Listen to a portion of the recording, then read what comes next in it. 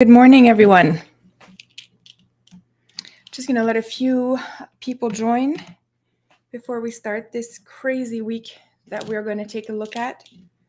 This is it's not the normal Wednesday stream that I do. This is an ad hoc stream to try to keep up with everything that's going on. So it's a little bit intense. So I'm just going to line up a few things here. If you are catching this after the live stream, just a reminder to fast forward about 5 minutes until we get more people in the chat. Okay. So I hope you guys are doing well.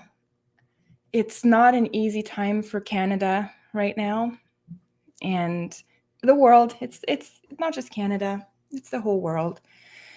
But Canada is kind of the epicenter right now of the drama. Hi, Tessa Nico.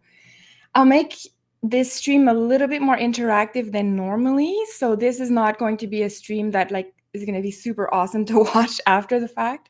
So I might take it down. Not because I'm trying to hide content, just because I'm going to talk with you guys in the chat a lot. So I think I don't think people like that when I do that too much when they rewatch it. So anyways, oh, hey, Rick is here too. Sherry, good morning. Tam, see, I haven't seen you in a while. I hope you've been doing well. Yeah, well, yeah, there is a way to leave Canada now. It looks like New Mexico, we'll get into that, but it looks like we can head out to New Mexico, those of us who will be persecuted in our own. Can you guys, this is so insane to even say that out loud, but to even think that there will be Canadian refugees now, or that there's that potential of Canadian refugees is insane. Absolutely. So anyways, we'll talk about that today because New Mexico was talking about that bill. I'm just trying to pull it up here so we can look at it. Refugees. It was the refugees from the trucker protest. So we're going to talk about the good, like the bad and the evil, everything today.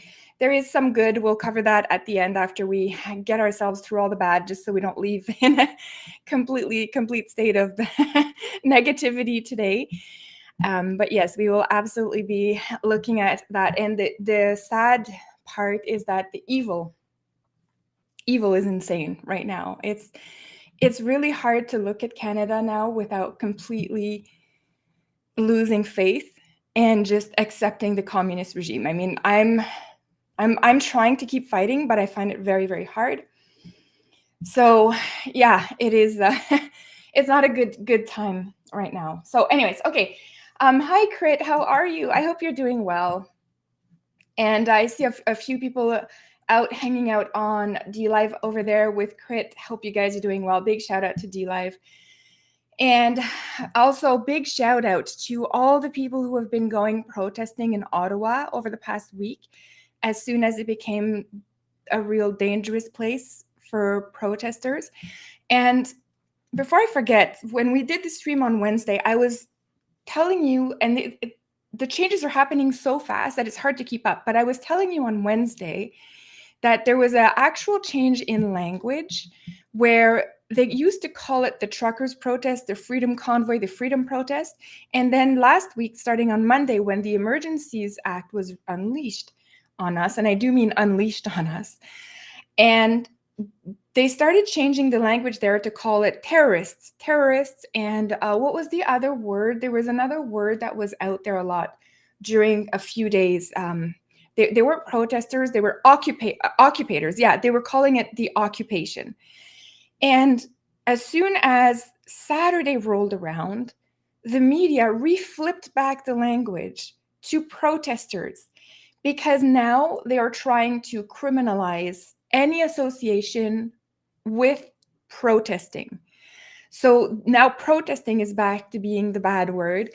So it's all in an effort to confuse you, to prevent more people from protesting, to prevent people from thinking they're allowed to protest. It's a confusion. And remember, this is the same line of confusion that the powers are using against us. They did the same thing with the masks. So they did the same, they did the whole, oh, no, you don't have to wear a mask, guys. It's chill. Don't worry about it. then to, oh, no, you have to wear a mask. It's highly encouraged.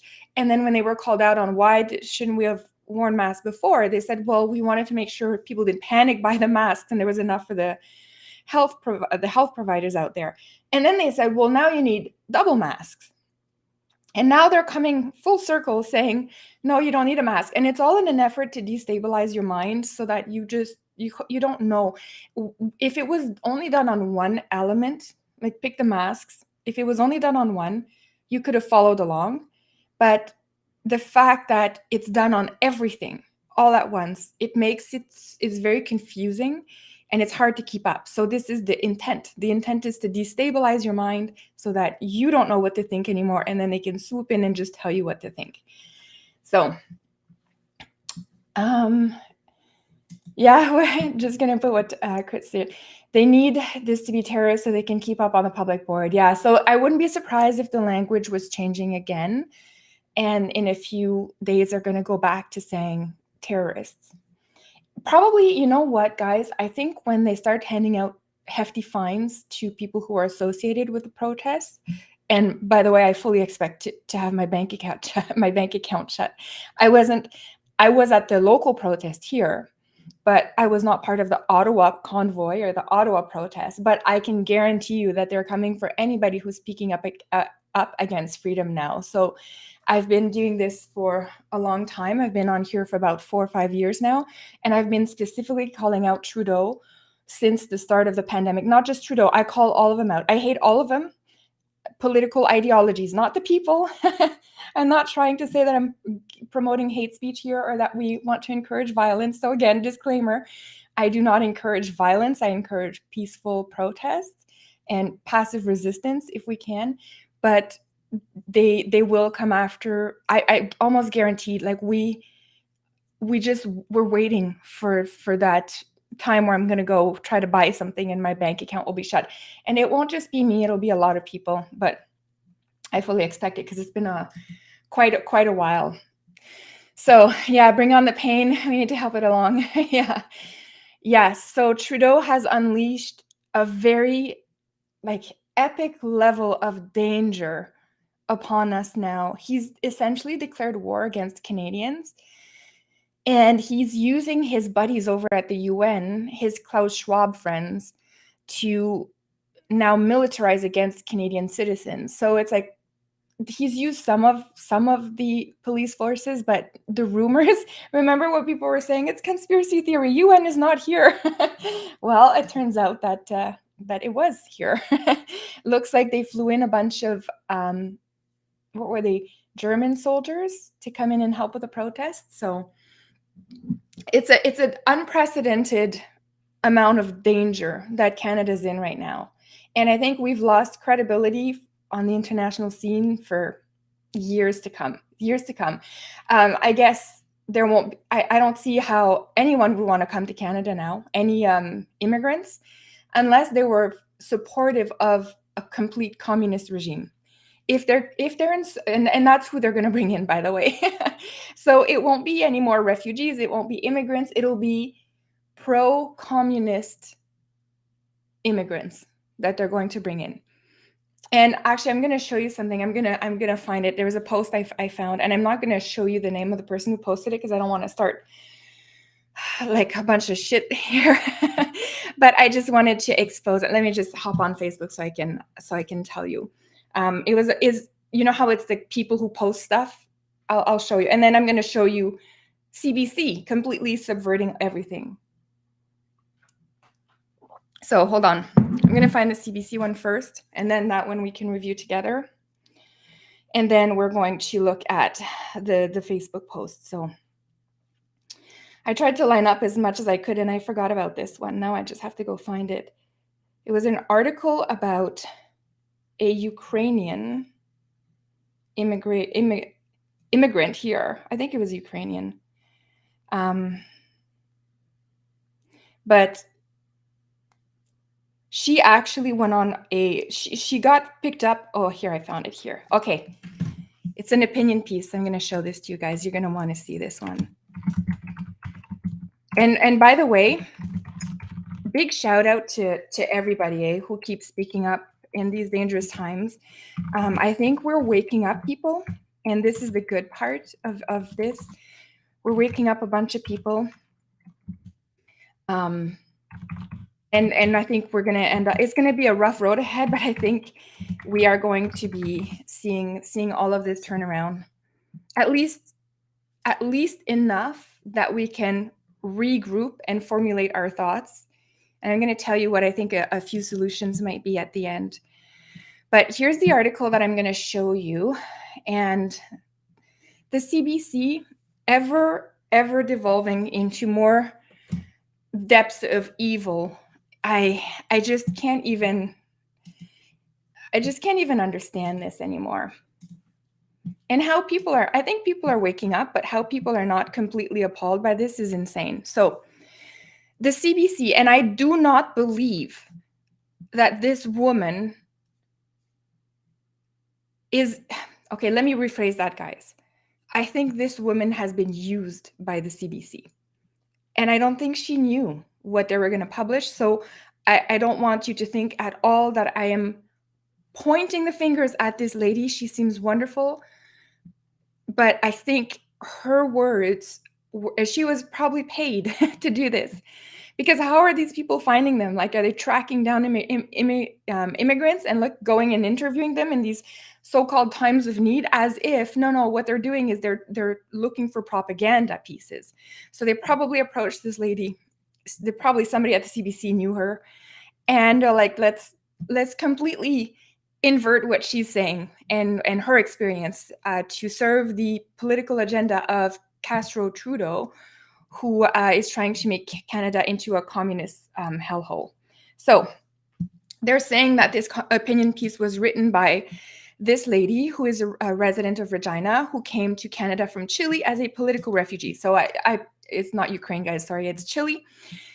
For more information, blah, blah, blah. Okay, so this lady now is saying, and notice, guys, please notice this as we go through this article, that the way this is written is exactly the same way as every single propaganda piece has been written by the CBC in the last 2 years, since this whole pandemic started. This is the same words, the same layout. You'll see. But there is no way that this lady wrote this. She probably mentioned she was an immigrant from Chile and she came as a refugee, and they're using her, and it's disgusting. And I'm revolted. It makes me sick to see this. So, and hopefully the most of Canadians are smart enough to not fall for this. But just in case you know somebody who fell for this, maybe you can point this out to them. So she says, I know what it's like to feel fear, to venture outside, to feel it's not safe to go anywhere, to live under a regime that weakens people and breaks them to the point they would agree to anything to stop the violence they face. So when I read that, the first time I read this article, I was like, oh my gosh, I almost fell off my chair, because I was like, the CBC cannot be writing an article about Trudeau forcing people to get the vaccination, right? Like, there's no way. But it turns out they're doing this to us now, but she's talking about how the Chilean government did this to her back then, which is ironic because that's exactly what the Canadian government is doing now. So I'm going to read that again, just so it really hits home, that the Canadian government via the CBC is actually, using what they're doing as a pretense to blame other countries who we've accepted refugees from, while they are simultaneously doing the exact same thing to us at the same time. So I know what it's like to feel fear to venture outside, to feel it's not safe to go anywhere, to live under a regime that weakens people and breaks them to the point they would agree to anything to stop the violence they face. So for the last year, we have been told, vaccine mandate, passports, all of this. This is by saying to people, we're going to take away your freedoms. We're going to take away your right to participate in the society that you knew until now, until you get vaccinated and take how many injections we tell you to take. We're going to take your freedom away from you. And that's what the government is doing to Canadians today. Yet we accepted refugees from governments who did that to their own citizens. So this is what I mean when I say I don't think immigrants are going to come here anymore. Because why? We're trying to leave. Canadians are trying to leave. And we'll look at that too. But I know what that's like because I survived the Pinochet regime, dictatorship in Chile. I came to this country as a political refugee in the 70s. For me, freedom meant losing everything: my home, my family, my job. Now, how many Canadians have already lost their home via the economic downturn that the Canadian government has pushed upon us by forcing people to stay home, shutting down their businesses? So, and personally, I've lost a lot of my family during this pandemic. People who say, well, we can't hang out with the unvaccinated. So, I mean, that's a loss of family right there. And I'm sure it happened to a lot of you guys. And finally, my job. This is what she's saying. But we've lost our jobs too in Canada. A lot of people who refuse to take the injections have lost their jobs. So, and yes, it is coffee with Julie. I saw somebody put that in the comment. So anyways, so yeah, this is what's happening in Canada today, but yet they're using this lady. So I thought I had left the fear and uncertainty behind. Now, do you think this lady, and this is an article from the CBC, so I bet you guys in the chat are actually now going to tell me all the answer, but do you think the lady is complaining because the Canadian government is forcing their mandates onto the people of Canada the same way that Pinochet forced his regime on people? Do you think that's where we're going with this? No, it's not. They are saying this about the protesters. The protesters are causing the fear, the loss of family, the loss of job. I never thought I would see what is taking place here in Canada right now. People are occupying main streets, speeding through the streets in residential areas, honking nonstop and shouting obscenities at people who are wearing masks. So again, we're going to get into how when the protesters were occupying main streets, traffic was still going through, people could still come out, and they were welcomed with love and hugs. And now, under the police state that is the few blocks in Ottawa, you can't even leave your own home without showing your papers to the police and without being questioned by the police. So good job, Ottawa. You wanted the protesters to leave. Now they've left. Who do you have now? Now you have a police state. So honking nonstop and shouting obscenities at people who are wearing masks. So the thing is that remember where she's from, right? Remember, she's in Regina, right? Saskatchewan.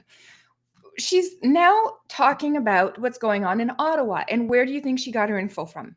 She didn't get it from the 30 hours of live stream that Viva Fry did. She didn't get it from Greg Wycliffe, who also streamed there. Zoke was there streaming for hours. And for the last week, I've been watching the live streams from people since the start, but I've watched hours of live stream, like so many hours. It's kind of ridiculous. But the stuff that I saw on live stream is not what the media has been reporting. We know that. We knew that before. We knew that going in. We've known this for 2 years. So it's of no surprise. But this lady being co-opted here by the CBC, using her experience to their goal, for their own political advancement, is just disgusting. I don't have any other word but disgusting. So again, she didn't experience this in Canada, but yet now she's decrying it because she's been watching the CBC and CTV News. She continues here. Intimidation, and again, remember, they say this is her opinion, and she wrote this. She did not. I'm guaranteeing you that she did not write this because I have read so many articles from the CBC, and this is the exact same narrative. This is the same words, the same layout, the same way they talk about things. So she did not write this. Intimidation and provocation, and with it the motors idling and horns honking nonstop, are all methods of torture that make it impossible to stay calm or sleep. This is on top of 2 years of doing what we can do to survive the pandemic. So, okay, glad she brought up the 2 years. Who did what during these last 2 years? Did I stop you? Did the protesters stop you from going to your job? Oh, no. Who was that? Oh, right. Our provincial governments. Who brought in the federal mandate for federal workers? Oh, right. The federal government. Who basically gave $1 billion to each province, who instituted the mandate passport, the vaccine passport. Oh, right. The federal government. Oh, shit. They've been doing this for 2 years and we've been trying to survive them. So it's funny because even when they're trying to pin this on the protesters, they kind of slip up once in a while. It's hilarious. But yeah, the government's been doing this to us. Okay, back in early 2020, we didn't know if we would survive this unknown virus. Okay, fair point. Some didn't. Most of us did what we could to stay as healthy as possible. This is where you know the CBC wrote this. By wearing masks, not giving handshakes or hugs, living apart from friends and family. I can admit I hate wearing masks, but I did my part. This is after watching Trudeau for 2 years going, Canadians did their part. Canadians did their part. Now they're brainwashed. The CBC made sure to include that in here. I did my part, right? And by the way, the I did my part is probably one of the most divisive statements in the world right now. It's not racist. It's not against any religion. It's not against anything. It's this self-congratulation, like, I'm better than you and you didn't do your part, which makes me better than you morally and ethically and everything. I'm just better. I'm a better human being. And therefore, you are not as good as me. You're probably a subhuman. This is what, when you hear I did my part, or when you hear Trudeau say, Canadians who did their part, Canadians did their part, that means he's basically huge divide between the two groups, Canadians who did their part and Canadians who did not. This is one of the most outrageous things that I have heard in years, and that I did my part is the sentence I loathe the most. If anybody can try to find a way to meme that, I would love that. Meme it out, reverse it so that I can start loving these words again. But this whole I did my part, Canadians did their part, is awful, because it's now we're going to reward the Canadians who did their part and we're going to punish the Canadians who did not. And that is exactly Canada today. If you wanted to wrap it up, the state of Canada today into very simple language, it's the Canadians who did their part and the Canadians who did not do their part. And that's the government who created that division.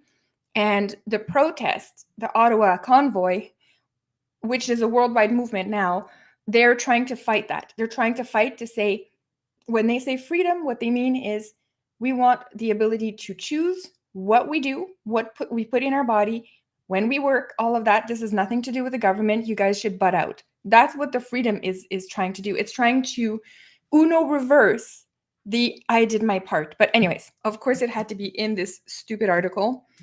I did my part. So she did her part. She wore her mask even though she didn't want to.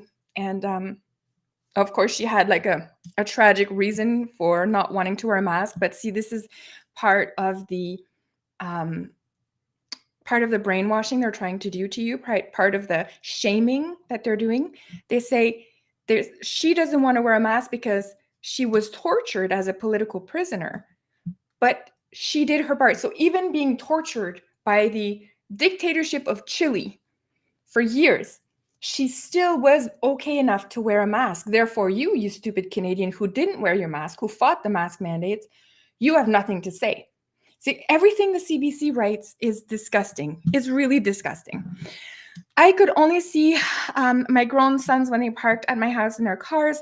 I waved and smiled from my door with tears rolling down my face. Okay, this is what you decided to do. I didn't do that for 2 years. Everybody who wanted a hug, who I wanted to see in the last 2 years, I gave them hugs and I saw them. The Canadian government has no right to tell me who to see and not to see, who to hug and all that stuff. So that was because you were unfortunately brainwashed and the fear of God was put into you over this virus. So their visits became a treat. I could see they were still around. I missed them more. Okay, the vaccine gave us a glimpse of hope. Of course, they have to do the mandatory vaccine glorification. This is one of the pillars of the CBC. in every article. They have to mention the life-saving vaccine, how it's a hopeful thing, how it was awesome, how you should take it. You didn't do your part. You didn't take your vaccine. Somehow people saw it as a loss of freedom. Okay, so let me explain again, because every time I see this kind of BS pop up in articles, I feel compelled to explain yet again, even though you guys who have been with me for years have seen me explain this over and over. But let me explain once again why this is a loss of freedom. It is not the vaccine that is a loss of freedom. It is the mandate. It is a government telling you, in order to have your job, in order to participate in society, must take this injection that we are telling you to take. You must. You cannot criticize it. You cannot decline it. You must take this vaccine. That is a loss of freedom because it's a loss of your body. Once the government has the right to tell you or to force you to take something in your body, then that is the end of your body freedom. The government now de facto owns your body. That is what people are upset about. It's not the vaccine. I support anyone who wants the vaccine. You want the vaccine, more power to you. You can go and get it. I am not picketing in front of vaccine centers. None of us are. But it's the fact that I'm being told that if I do not take this vaccine, I will lose my job. That is the problem. And let me fast forward you a bit into the future, because now that this whole COVID agenda is failing, they're going to unleash upon you. And I don't know if Rick is still in the chat, but Rick is definitely going to know this, because Rick Rick from Facts and Feelings has also been talking about this for a long time. But the global agenda. So the next step after this one is going to be the climate change. And imagine this. This is a scenario I'm making up, but imagine this. Once the climate agenda is out there and they're saying the Earth is too populated, there's too many people on Earth, we need to control that. Imagine if in that future they pull out a lottery and they say, okay, there's all of these women on Earth and only a quarter of them, 25% of the women that are currently fertile, will be allowed to have babies. Everybody else, you can't. You're done. We're going to sterilize you. We are going to force sterilize you so that you cannot have babies. And it's a mandate. You're mandated to be sterilized, right? This is what could very well happen once you give up your body autonomy to a government power, any power, a dictator, it doesn't matter. As soon as you lose your body autonomy, it opens up the door for them to do whatever they want in the future. And the forced sterilization was done by the Nazis, by the way. So it's not like it's a hyperbole, like we've never seen that in the world, like we've never done this. It has been done. It's been done in the US via Planned Parenthood. It's been done in a whole bunch of different places. There's been a whole bunch of places that have tried to do this. China went out with their one-child policy. But in the climate agenda world, you could very well see the forced sterilization of, and maybe they'll do a lottery for it, they'll pick. You'll have to do a genetic test. If your test has all of the highest ranking markers, you will be allowed to have a baby. Everybody else is sterilized. So everybody does this test. Again, test, because they love their testing. We know that. So you're going to get tested. If your genetic markers are not up to par, up to whatever bar they've set up to be, and it's probably going to be some kind of a mix between docile and compliant and smart enough to do the work required. So those genetic markers, that's what they're going to be looking for. And they're going to sterilize everybody else. If I would have been sterilized in that future world, if I could have had kids, because I would be deemed by the government to be too forceful, too critical thinking. I think for myself. I don't fall for brainwashing, like that kind of stuff. So they would say, no, you're going to be the sterilized. Your genetic markers don't match up to what we need, and therefore you're going to be sterilized. So and that's the future state, my hypothetical future state of what I think might happen. But this is what we're seeing today. When they say loss of freedom, when this lady says here, somehow people saw it as a loss of freedom, it is not the vaccine. It is the idea that a government can force you and tell you what to do with your body. That is the problem. That is the problem. So And then she continues, I know what a loss of freedom is. It's much more frightening than getting a needle in your arm. Again, this is another talking point from the CBC and all of their CTV, all those guys. They keep saying, well, we have to convince people to get the injection because they might be afraid of needles. It's like, no, we're not afraid of needles. It's the idea that the government owns your body that is the problem. Today, protesters are occupying our nation's capital, right? So it's funny because that was last week. When was this article written? February 17th. And now we're February 21st. Now it's the police occupying the streets of Ottawa. So yeah, we switched it up. It's a little switcheroo, except that the police occupation is far scarier. So blocking border crossings. It's funny because when the government did that, nobody cared. It was totally cool, awesome. Yeah. Like just shut down the businesses and block planes from coming in. That's cool. Like we need to protect you. It's for your protection. But when a handful of protesters start to do this, then it's a problem. Okay, she continues, they're demanding freedom, but I can't see what freedom they've lost. Okay, well, I've already listed the freedoms we've lost. I, right now, cannot go into a restaurant. I can't go. I'm banned from restaurants because I don't have the vaccine passport. I'm also I haven't lost my job yet. I'm sure that's coming.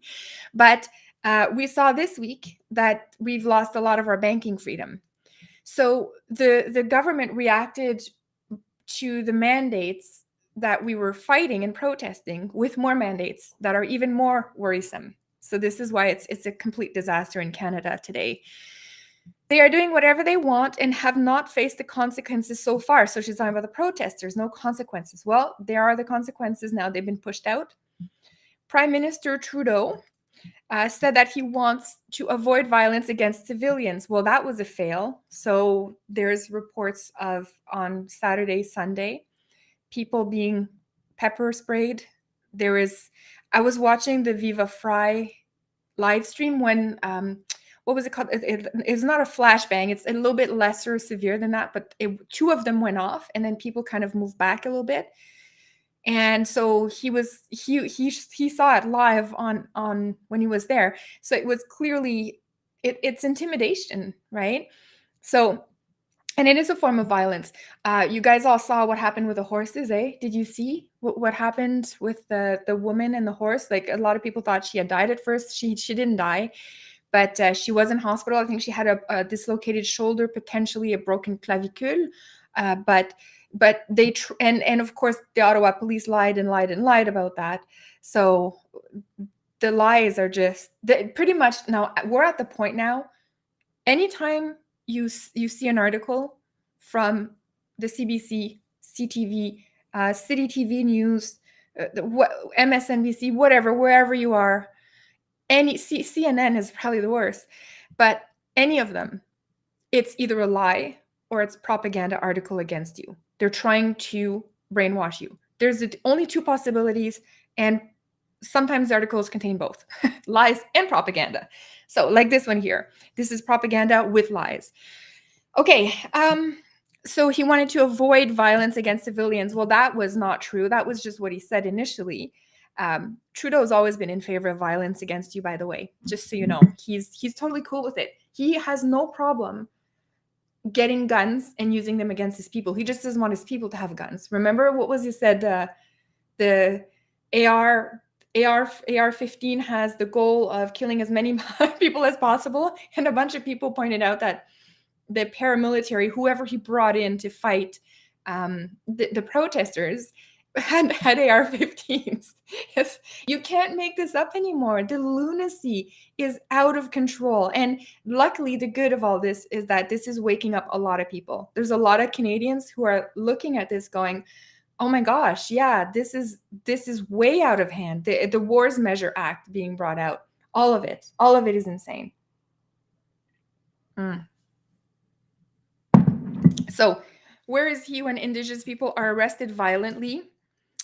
So it's fun. It's actually, some people say that lady trampled by the RCMP was Indigenous, by the way. So yeah, where is he when she was trampled? Where's the tweet on that saying I'm devastated? This is what he should have tweeted if Trudeau worked for Canada. When that woman got trampled, he should have tweeted something like, I was deeply devastated by the trampling by the RCMP of a Canadian citizen, Métis, so Indigenous woman. This is unacceptable, right? He's used unacceptable in so many contexts, mostly in the unacceptable views of the protesters, but somehow trampling a lady, an Indigenous lady, by the RCMP horse is perfectly fine. That's not a problem. We're not going to tweet about that. Okay. Considering others people's lives and health is an act of caring and support. This is something that gets better with practice. So she's lecturing. I forgot about that. I forgot about this. This lady, not this lady, the CBC. So the CBC using this lady is now lecturing us. So if you just practice, you're going to be more caring and more supportive of other people. So that just means just wear your mask, just do it. Don't question anything. There's nothing to see here. Showing anger and displaying hate with swastikas. Again, one flag, one dude, probably a plant, and a Confederate flag. Okay, Confederate flag, like that's just the stupidest argument in the world. It has nothing to do with Canada. Nothing to do with Canada. So stop it. Stop it, the CBC. They're grasping at straws because they had nothing. They only had that one guy, that one day, which, by the way, the truckers hunted down and said, get out of here with your stupid swastika. And comparing a health mandate to the Holocaust doesn't help anyone. Well, speaking of the Holocaust, you all know, because I've been doing this for last year, I did 3 months of preparing us for this. I did 3 months where I showed you year by year this Jewish professor who was slowly being brainwashed against the people of Germany were seeing more and more measures trickling in. It was small at first. There's one here, one there, one there. And then the propaganda and all of that. And we ended up in 1944 with the bombing of the city in 1945, where it ended up fleeing. So yes, what is happening right now, we may not be at the Holocaust stage yet, but when people compare this to Nazis, and it is an absolute correct comparison, I stand by that as somebody who has studied Nazi Germany for years.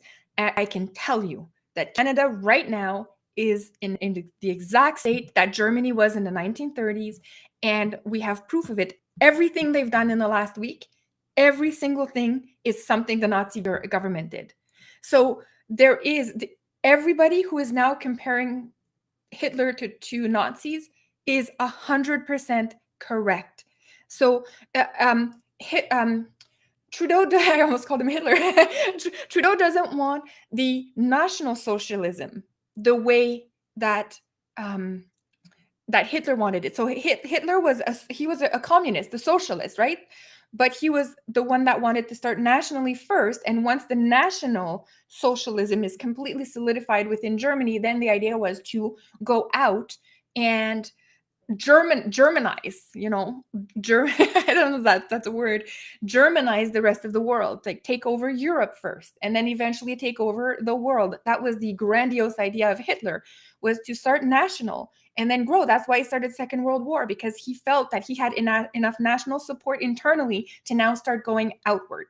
So but he was a socialist. You have to remember, people keep saying Hitler was not a communist. Yes, he was. I've done many videos explaining this. Hitler was a communist. He didn't want to use the communist, Marxist communist, because he said Marx is a Jew, and then we can't have our whole ideology based off of a Jew when we are saying we hate the Jews. So he rebranded the communist ideology under what he called National Socialism. It's literally in the title. So anybody who says that the Nazis were not socialists, they just don't know anything about this. So he actually rebranded it. He made it national. Now, Trudeau's version is the globalist version of socialism. There's the one world government. It's the we're going to have everybody operate under the UN, or whoever, the World Bank, everybody, that is the Trudeau version of communism. And that is what we're seeing in Canada today.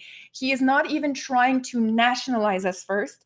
He just went straight out to the outside, got aligned with the powers of the globalists, and he is trying to co-opt Canada and Canadians into becoming a globalist state. That is what he's been doing since he's been elected. This is why it's so dangerous that he keeps getting elected, because Canadians don't realize what Trudeau's doing to our country. It is no longer Canada today. Today we are living in a globalist, one of the first globalist states. And the freedom fight is the fight to take back our country. We're trying to take back Canada from the globalist elite. That's what's happening right now. So yes, we are not, back to this article. Sorry, this is going to be the longest video ever. I have all day today, guys. So I'm going to stay on here until I get all of this out, because I think it's critically important in this, after this week that we've seen, to just keep talking about it so long as we can.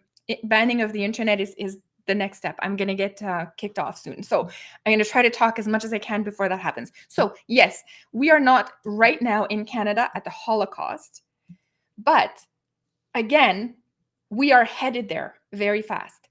So now they're saying showing anger, whatever, and comparing a health mandate to the Holocaust doesn't help anyone. We're not comparing a health mandate to the Holocaust. Again, I've said it again. I'm just getting tired of my own voice here. Okay, if we look carefully, we can see that current protest, okay, so this is back when they were calling it still protest, fits the pattern of abuse of power and privilege. Again, they had to bring in the privilege. What privilege?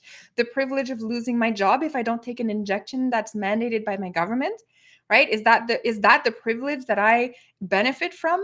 The privilege of now having my bank account imminently blocked. Is that my privilege? Like, I don't know what privilege they're talking about here, because these truckers, they're not the embodiment of privilege. They have to work hard, long hours, alone. This is so ridiculous. Anyways, the bullying, intimidation, and threats need to be stopped now, or we will never have real freedom. Just a note, this was written right before the paramilitary groups were brought in to deal with the Ottawa protest. But the only bullying, intimidation, and threats for 2 years now have been from the Canadian government towards Canadian citizens. It's not the protesters who have been threatening. They've asked the government to come and talk with them and to make sure the mandates go away. The oppression we're experiencing right now in Canada reminds me of a very painful part of my life. This is trying to tug at your emotional cords, saying, look, guys, we have a refugee here who came from this kind of oppression. And look, the protesters in Ottawa are oppressing her again. Like, how can we do this? But again, this is lies and propaganda. So I thought I had left behind when I came to Canada. So the reason this article pains me so much is because they're using an immigrant who actually fled a terrible place. And she's now been a refugee here since the 70s.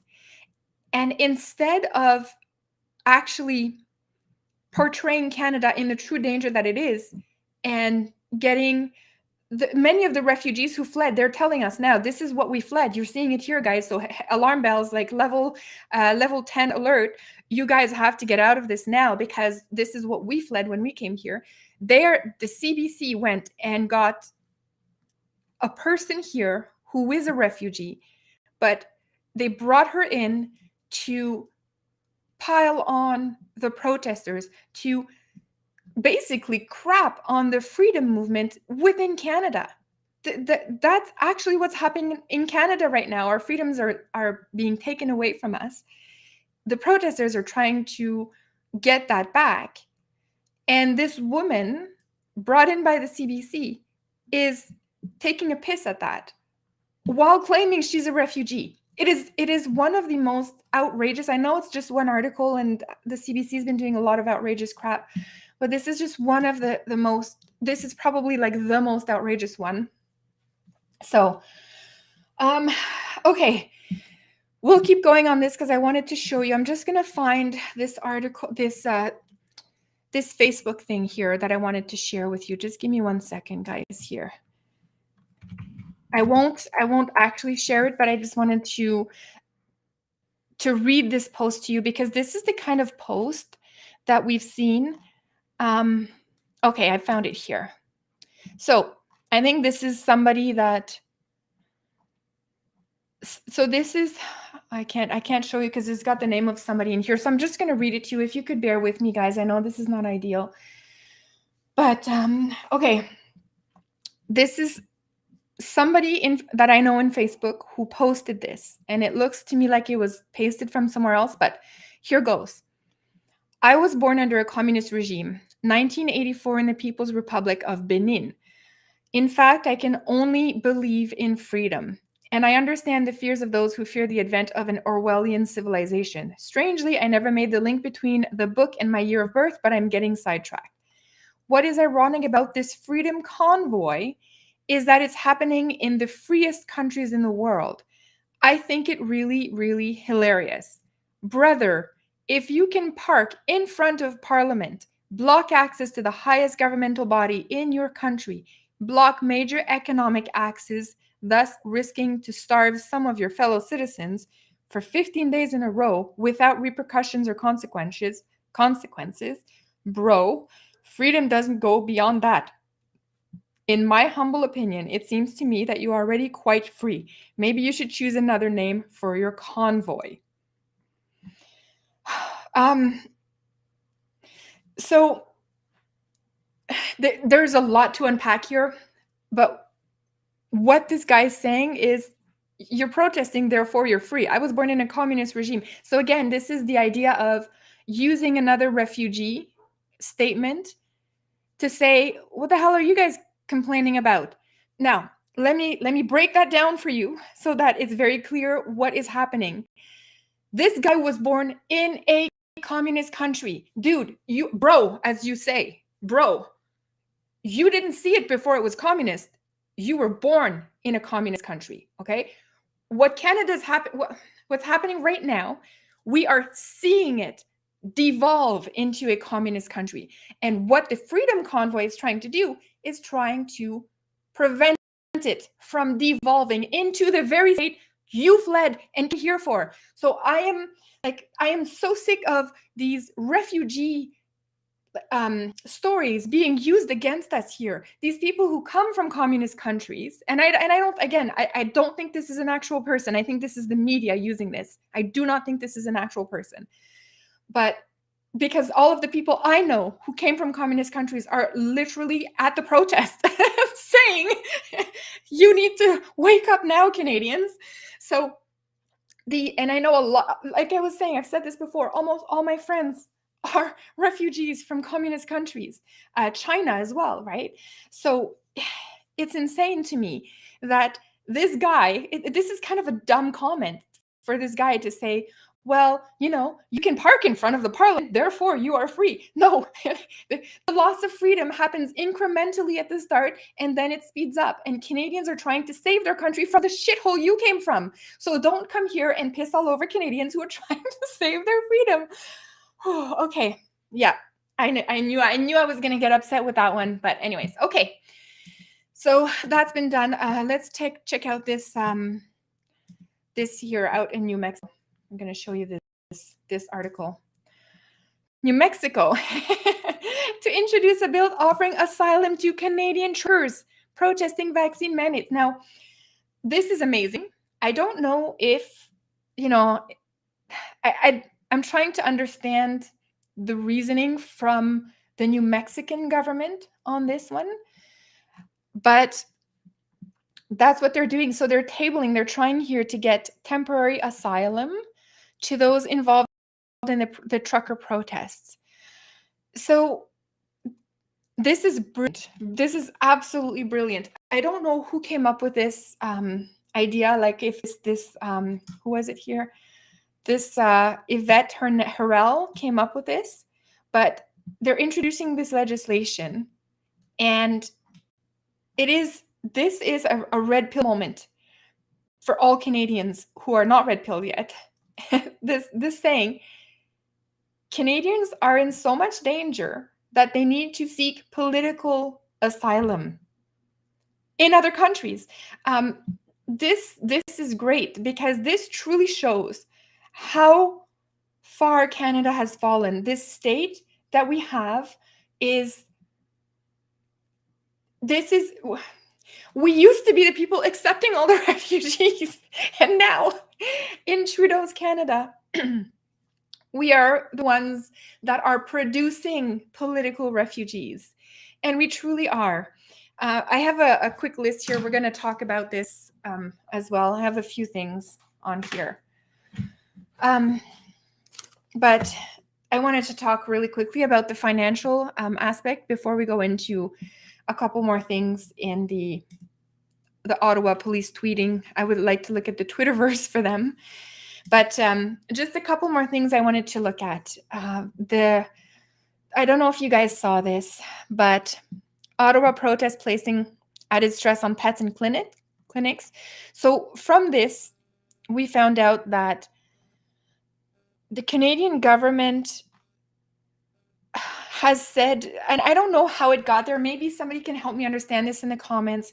I read these articles and it said that if you're arrested and you have a pet and your pet is going to be looked after for a week, but if you don't make other arrangements, your rights to your pet ownership for that pet are relinquished. Now, from that, I saw a bunch of news outlets run with, well, they can kill your pet after that. So is that what that means? I mean, does anybody know? This is where I'm gonna turn to the comment section to see if you guys know about this. But I haven't seen anything published that actually said they're going to kill the pets, but people like on Fox News, I think, were talking about it as if they were going to kill the pets after a week. But all I saw was relinquish. So, and of course, they're looking for everything. They're looking for anything at all that they can actually say, oh my gosh, look at how much we need government intervention, you know? So they did it with the pets. They did it with the kids. The Child Protective Services is going to move in and take your kids if you get arrested, you know, those kinds of things. So I don't know, or adopted out. Yeah, I don't know. I don't know if this is what you're talking about here, Plant Boy. And hello, by the way. But yeah, I don't know what relinquish means in this, but I'm going to tell you what the Nazis did, and you guys are going to remember this. Forfeit ownership. Yeah. So, but Larry, does this mean that they're going to kill the pets? Because that's what people were saying. Because forfeit ownership doesn't necessarily mean like, could they put them up for adoption? Was that an option? I don't know. But let me remind you that this is also something Hitler did. Hitler took the pets away from the Jews. So I don't know if you remember, and I wish I remembered the actual year this happened, and I think it was 1942. But the pets, if you were a Jewish person in Germany, I think it's 1942, they made it illegal for a Jewish person to own a pet. So, and they went further. So it's not like you could be like, all right, I'm going to give my pet to my neighbor. They made it illegal for them to give away their pet. The only option you had as a Jewish pet owner in Nazi Germany was to have your pet killed. But of course, the benevolent Nazi Germany government said, you know, you can kill it yourself, or you can bring it into the vet who'll kill it for you. So this is you guys will remember from my series last year when the guy had to bring in his cat. So that Jewish professor had to bring in his cat because he loved his cat. And throughout his diary, throughout the 30s and the early 40s, you heard him talk about, he would bring up his cat. So he would bring up his cat in parts where he couldn't afford the vet bill anymore because they froze his pension. They froze his pension. Hey guys, guess what's coming up next in Canada? Your pensions will be frozen if you don't behave like a good communist. But that's what we're going to talk about soon. But so he was talking about now, then the rations came in when the war started in 1939. And he was talking about how he would give his portion of meat to the cat because he was concerned his cat wasn't eating it. He's like, at least I can eat rice and bread, but the cat is not eating anything else than meat. So he would actually give, and the portion of meat he got was so small, and his cat was actually getting skinny. So, and after all of that, the Nazi government came out and said, you must relinquish your cats, your animals. If you are a Jew, you can no longer have a animal, a pet, if you're Jewish. So this poor guy had to bring his cat to the vet, and it's just horrific, absolutely horrific. And this Nazi technique has now been introduced into Canada, where they can take your pet away if you don't obey the orders, right? So it starts like, oh, no, we're just doing it in the context of, giving, we might arrest you, so you might have to find arrangements for your pets. We're going to be nice. We're going to take care of it for 8 days for you. But after that, you lose your rights to own that pet.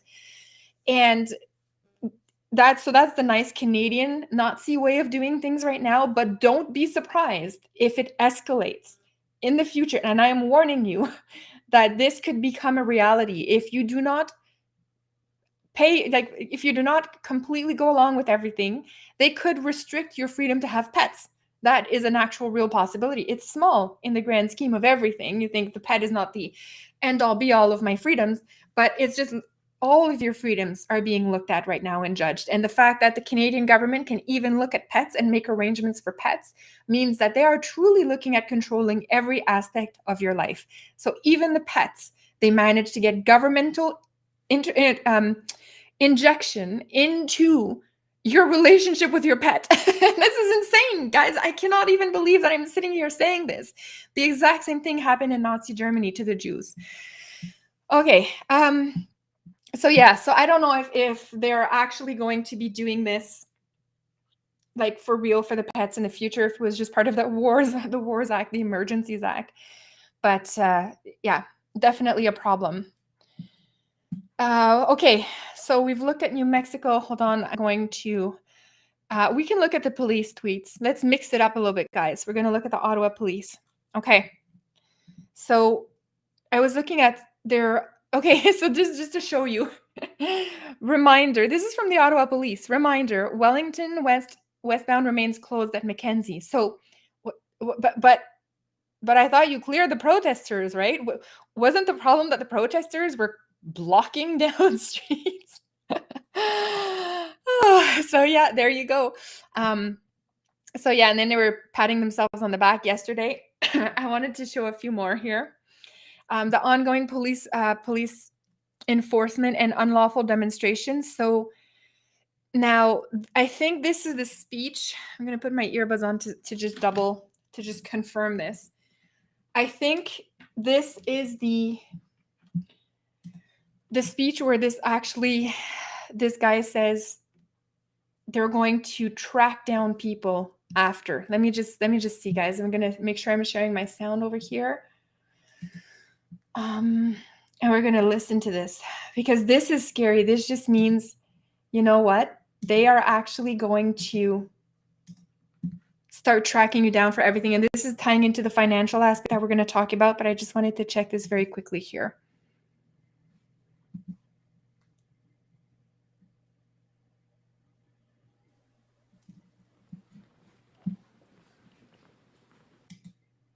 And to stop across the city and within the region. We are seeing the site at Coventry Road currently being dismantled. At this time, 191 people have been arrested. 107 people have been charged, and in total, 389 criminal charges have been laid so far. These charges include obstructing police, disobeying a court order, assault, mischief, possessing a weapon, and assaulting a police officer. Every one of these arrests has a backstory.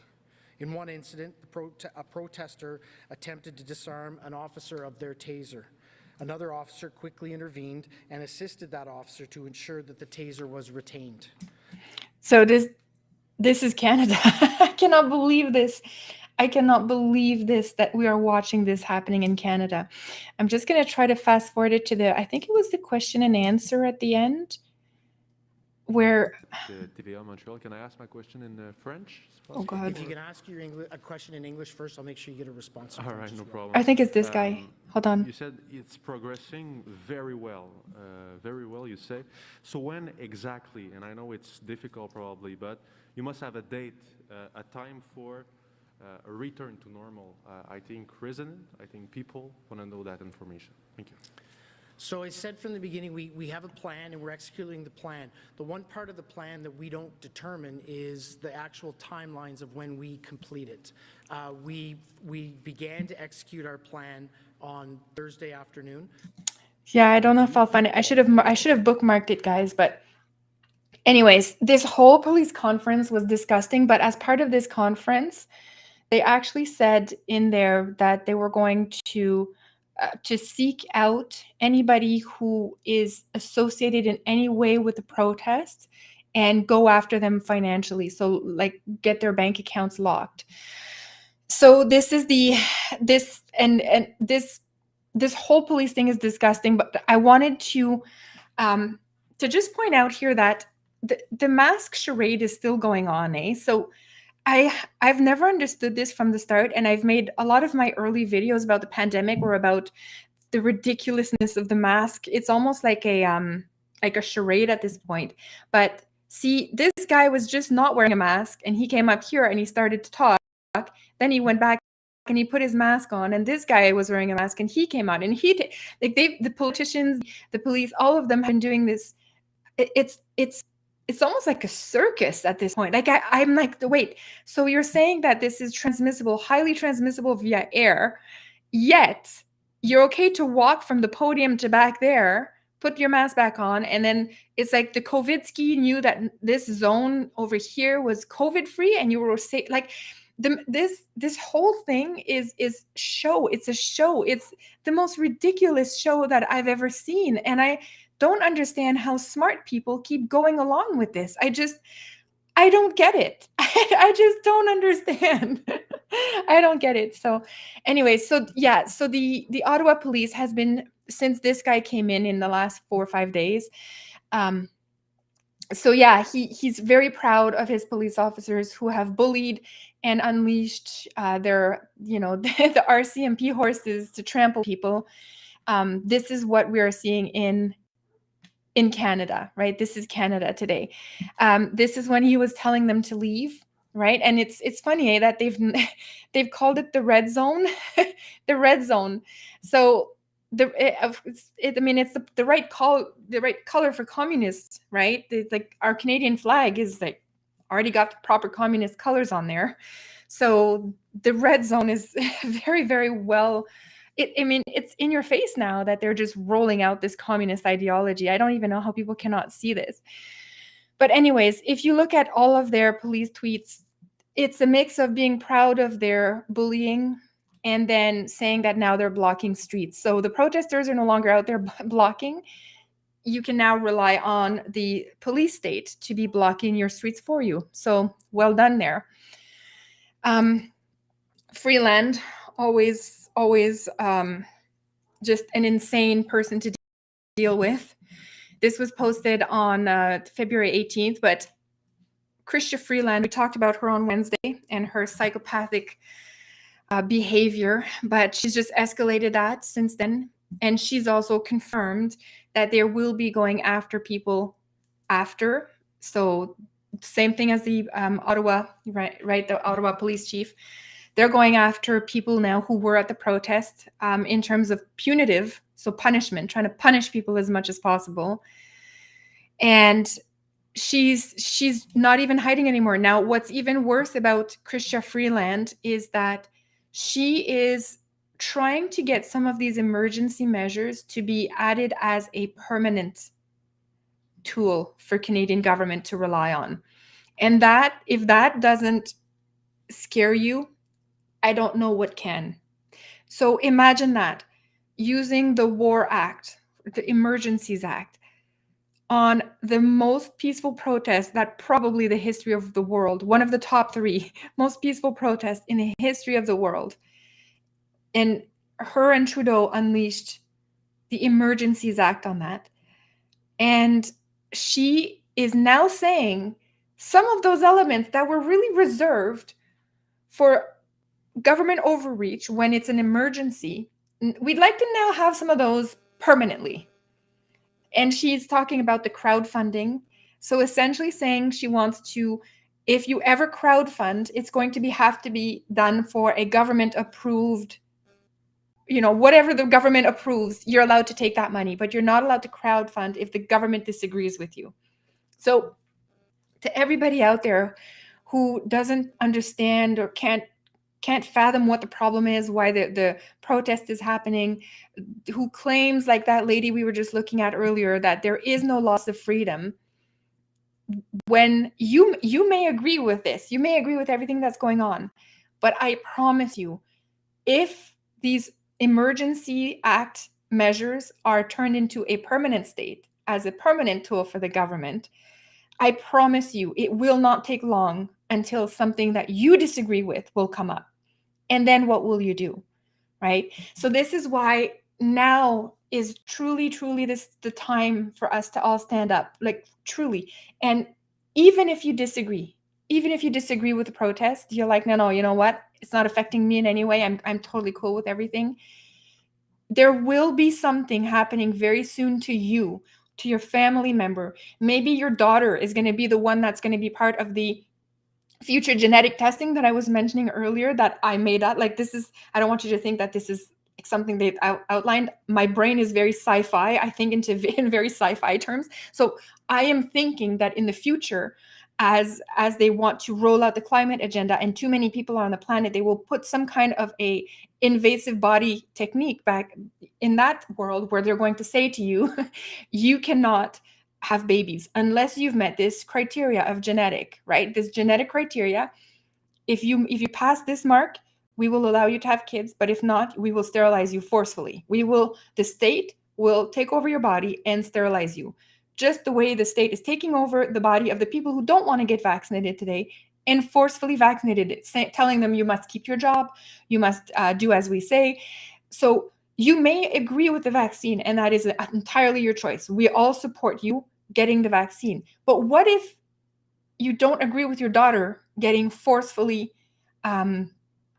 mutilated by the government in the future? What if you wanted to have grandkids and now your daughter hasn't passed the genetic mark and you cannot have grandkids? Your daughter cannot have her own children. Is that what you want? Because at some point, something will impact you.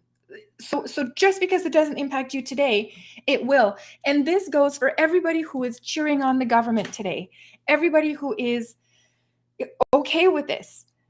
You may think you're okay. And this is what we looked at last Wednesday when we looked at Stalin. Stalin turned on his own Communist Party members. He was so paranoid and had so much power that he actually turned. And that's what they call the Great Terror. He turned on his own people, on his own communist people that he had put in place, and distrusted them, everything. So, and then he killed so many of them. So even if you think you're okay with this now, something in the future will come along that will impact you directly. And you will, in that moment, you will understand why the protesters were here today. So in 10 years, when your daughter gets sterilized because she doesn't meet the genetic marker for having a compliant, smart enough kid, and she gets sterilized by the government because you've allowed this kind of you've allowed the freedom to be removed because you didn't understand what was in stake. This is what we're trying to show to you today.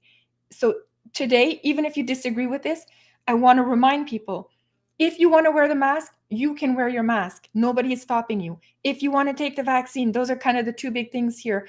You want to take the vaccine, you can take the vaccine.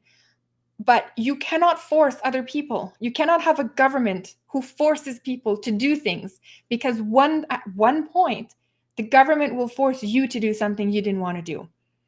And it's sad that only then, this is how communism takes over. And this is how communism actually happens in countries, because people fail to realize that at some point, that government will come for you. And when it does, you will have no recourse. Nothing will be left for you. You will live under the boot of communism. It will be there for you. And we're dealing with the boot of globalism here. It's coming for you. They want to track you. They want to control you. They want to make sure that you follow everything that they say. And if you don't, then you get punished. So that is the state of Canada today. Today, Canada is punishing people. Now, speaking of punishments, let's look at a few of them.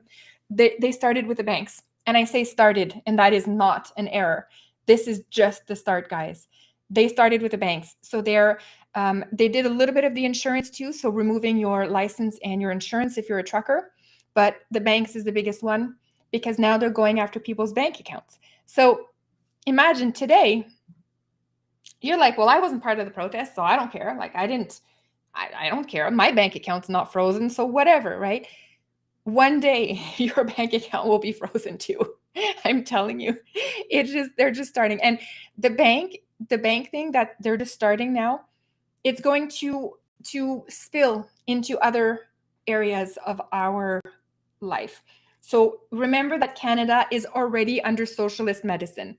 The medicine in Canada is dispensed by the state. Medical services dispensed by the state. You cannot go and seek private treatment in Canada. The only thing you can get private treatment for are things like dental and like cosmetic surgery. But if you're actually doing, if you break your leg, for example, you can't go and pay a doctor to get your leg fixed. You have to go to the hospital, which is owned by the state, owned and managed by the state. So they started with the bank accounts. They will also say, if you were a protester and you were part of this, you are no longer allowed to go to hospitals. You are no longer allowed to seek treatment. We will punish you everywhere we can. And the bank is just like the forewarning, you know. They'll go and they'll go after medical. They've already gone after restaurants. So under the passport, the vaccine passport, you can't eat at restaurants if you're not vaccinated. And that's already in place today. They're trying to remove it. I don't know how well that's going to go. I don't believe them for 1 second. I don't trust any of the governments. I don't trust the Conservatives. I don't trust the Liberals. I don't trust the NDP is the Communist Party of Canada. Certainly don't trust them. I don't trust any of them because none of them are actually doing anything to help any of this. So you all sat by for 2 years. Everybody needs to be changed. And we have to make sure we put new people in place that have nothing to do with the World Health Organization, the Economic Forum, right? They cannot be part of those. They have to be part of Canadian society and work for Canadians. So that's step one. Step one is get anybody who's the World Economic Forum out of our government. Anyone. So anyways, so they went after banks. They're going to come after insurance. And it's going to be, it's easy to see how in only a few months, the government may very well go to your employer and say, we need you to fire these people. We're going to give you a list of people, just like they're doing to the bank. They went to the bank and they said, we're going to give you a list of people that we need you to freeze their accounts. I wouldn't be surprised if in a few months they went to our employers and said, we're going to give you a list. These are all the dissidents. These are the people who don't like the government. We need you to fire them. If you don't fire these people, we will come with sanctions upon your business. This is coming next, guys. This, mark my words, this is the next step they're doing. They're going to punish you in every way possible. So just because you were able to keep your job without taking the vaccine, they're going to come after you in a different way. It's going to be you're a dissident. You're not going along with Canadian with you're not doing your part, right? That stupid sentence I hate so much. You didn't do your part. Therefore, we will mandate your employer to fire you on political grounds. This is Stalin all over again. Stalin did that. So they're doing that. So it's happening absolutely everywhere, and it's just the state of Canada. Like I don't know that I truly have the words to properly sound the alarm bell on how devastated Canada is today in terms of we are a ruin. We are a ruined country. We are a shadow of our former selves. We are just in such shambles that it will take years to repair to get any form of international trust again. The damage that's been done to Canada by the political class and the media is beyond anything I've ever seen. I mean, Hitler would be so proud. Stalin would be so proud of how Trudeau and the Conservatives, it's not just Trudeau, it's all of them, have managed in 2 years to bring down one of the most free and powerful countries to its knees and turn it into something that looks more like Cuba and China and Venezuela than Canada now. And so, and we're going to keep bringing in immigrants, but we're going to bring in the ones that want communism, the ones that are okay, the ones that are going to be paid to just be here and do what the government says. So that's pretty much what it is. Now, what else have the government done? I'm still not even done, guys. This is insane. This is going to be the longest stream I've ever done.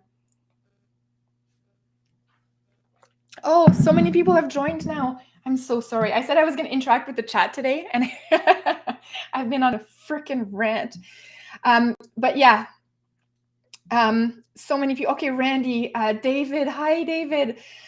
Mar, I've seen you in there a lot. Thank you. Thank you so much for commenting, guys. I really love it when you comment. I do often read the stream after it goes by quite fast when I'm talking, and I'm really like attention deficit disorder over here and having a hard time trying to focus on what I'm trying to say and read the stuff at the same time.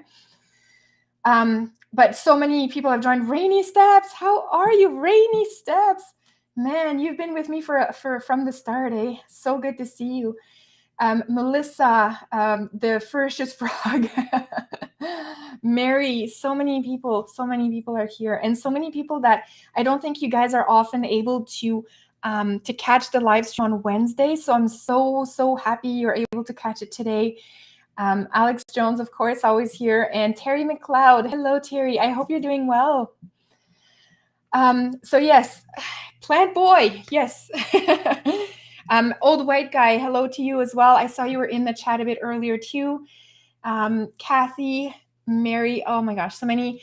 Hello, and thank you for joining me on this rant where I'm just so upset about Canada today. So so happy that you're here and really enjoy all the commenting that you guys are doing in there. Really helps us feel not so alone, eh? So yeah, exactly, St. John. She's I'm just gonna pop up on the screen here what she's saying. But yeah, all we can do is try to support each other. It's just, yeah. So anyways, but again, not all is lost. I don't never give up, never give in. This is Winston Churchill. I am of that mentality. So even though I need to get off my chest all the negative, bad stuff that's been happening in Canada, I will say that I will fight till the end. And my kids are already pro-freedom. And I think that's going to be how we're going to turn this around. So we have to remember, even if we defeat the vax passport, the mandates, you have to, and without a trial, the same people who put this in place will still be there, which means the chances of them redoing this in 10 years, for example, are very high. The level of trust I have for any of these people who sat along and let this happen, the House of Commons, everybody, the legislator, everybody who let this happen for a year, for 2 years, they will do this again. So I have zero faith, zero trust in them that they're actually looking out for Canadians. So either we have a trial and we put these people on trial and deal with them, or the other option that I can see having for this, and I'm going to get into some of the solutions, I think, now, and then we'll go back to some of the terrible things that we've seen from Ottawa. But the option we have now is, I think we need to start, and I'm going to look in to see how I can formulate this better, but I think we need to start looking at adding curriculum in schools that address freedom, right? So similar to the way that in the States they fought to free the slaves. So the southern states and the north was fighting to free the slaves because they decided it was inhumane, and they abolished slavery that way. That is an example of freedom, and I think if we talk about that in school more, the elements of freedom need to be re-injected in school. I think a lot of our school curriculum has been co-opted. Is that co-opted? Is that a word? Whatever, taken over. So we're going to need to start doing this at a a ground level, everyone in our own area start to try to put that through. So I'm trying to think of a way to put together something that we can now start going to present to school boards to try to get the freedom back onto the agenda, to get the children to understand the importance of freedom, a free society, limited government intervention, and all that, because I think that was lost, and this is why we're now dealing with a generation of people who don't understand what is happening, who don't see a problem with the loss of freedom. So anyways, so that's one of the solutions that I'm trying to see if I can work on something. So anyways, I have to still think about it and see how we can push this forward. But I think short of getting rid of the people in power who have done this to us with a trial, and it should be a worldwide trial, very similar to the Nazi Nuremberg trials, but it'd be the Covidsky trials. We need to do that. But if we don't do that, I think our other viable option would be to start educating the children. So rather than trying to educate them in like race theory and white privilege, I think we need to now start educating them in freedom. That's going to be the solution. And it's a simple one. It's easy. It's relatively cheap to implement. So anyways, okay. So I was looking at the protests, and I don't have any of these clips lined up for you, but it's hard because I watched so many live streams and they were long. People would live stream for like 4 hours. And I remember seeing it in the live streams, but I can't find the clips of the stuff that I've seen. So you're going to have to forgive me. And I'm sure you've seen them, but you're going to have to forgive me because I'm going to just explain the clip and then go through why it was bad. So there was a guy who was, I can't remember who was live streaming, but there was a guy who was explaining that the police were going around and they were literally smashing cars' windows. Even no people were in it. They were just walking around and just for fun, like just smashing the back window of a car. So there's one guy who testified to that. There's a couple other videos that I've seen where the police, there's two guys, they're two Quebecers inside their truck, and the police are all around them and they're starting to tap on the windows. And eventually they actually break all the windows around them with the two guys in the car. And there was another one, there was an RV that was parked somewhere, and they were actually, they took I don't know, like a big stick, and they were just smashing the clip to get into the RV. So they busted the door open that way. And a few more like that I've seen, all these videos of these windows breaking everywhere. And I was thinking, like, I don't know if anybody else thought of this, but as I'm watching windows being shattered, I'm like, holy crap, this is, again, do you guys remember when we talked about the night, Crystal Nacht, the Night of Broken Glass in Nazi Germany? So like 34, 35, I can't remember. What, I'm going to look it up. Just in case you guys have never heard about this. But Night of Broken Glass, it's called Broken Glass. I've covered this before, so this will not be a surprise to anybody. But let me just show you here. Night of Broken Glass. So, okay, 38. So during the night, the Nazis went around smashing the windows of Jewish business owners. And so it was a bunch of Nazi thugs who went around and doing that. Now, of course, they burned churches, they burned synagogues as well during that night. They burned the churches out of intimidation because certain churches were trying to protect Jewish people. So they burned the churches, but this is what they did. So you fast forward to Canada 2022, and you have the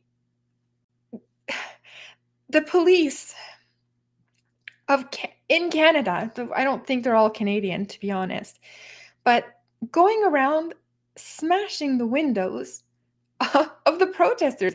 And I don't see the difference, right? Like I don't see the difference between this and what happened in Nazi Germany. It's a intimidation tactic.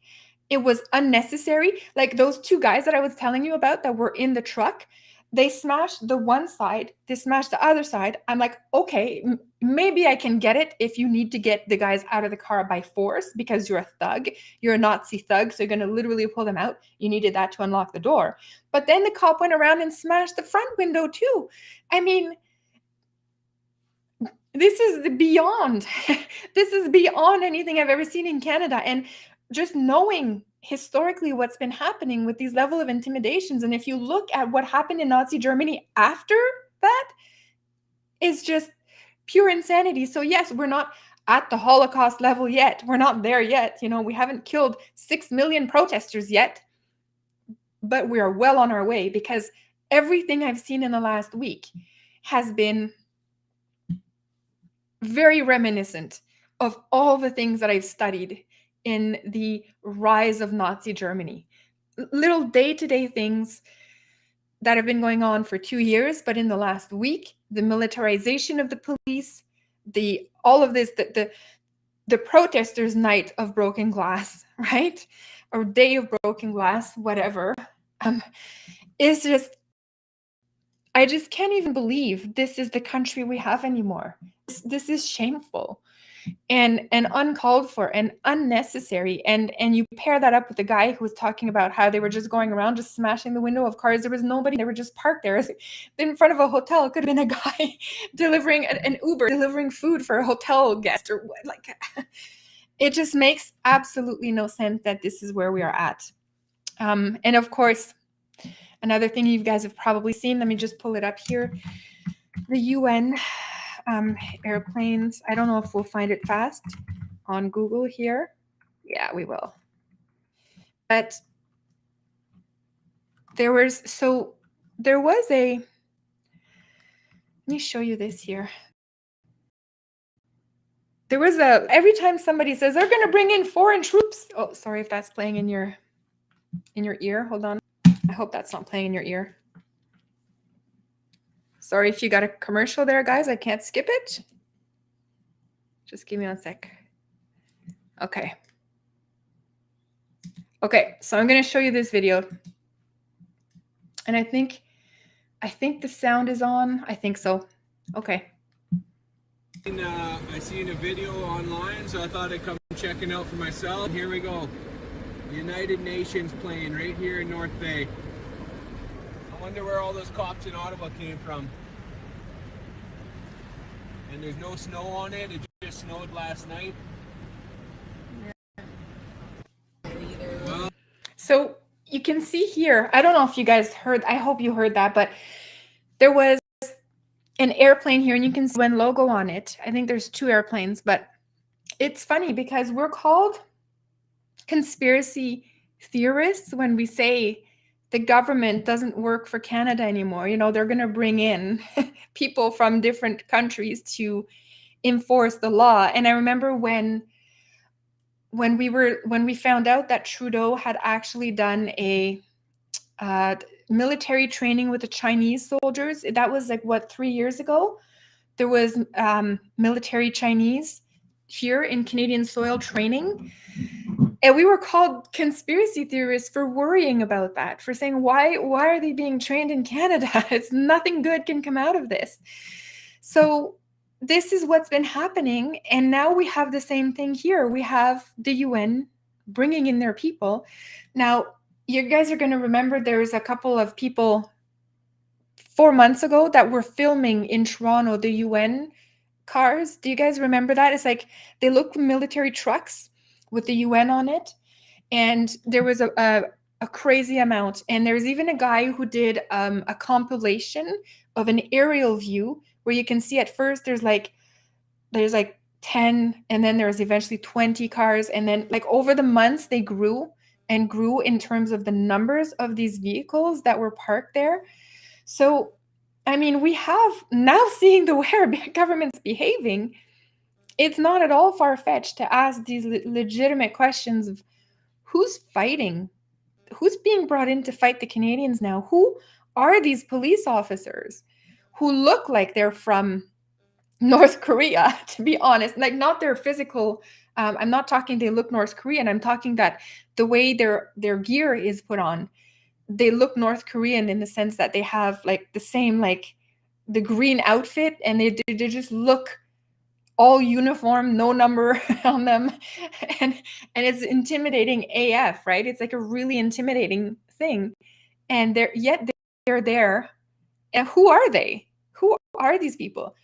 Are we using Chinese military now? Are we going to use Chinese military? What are the UN planes doing here? What are the UN vehicles doing?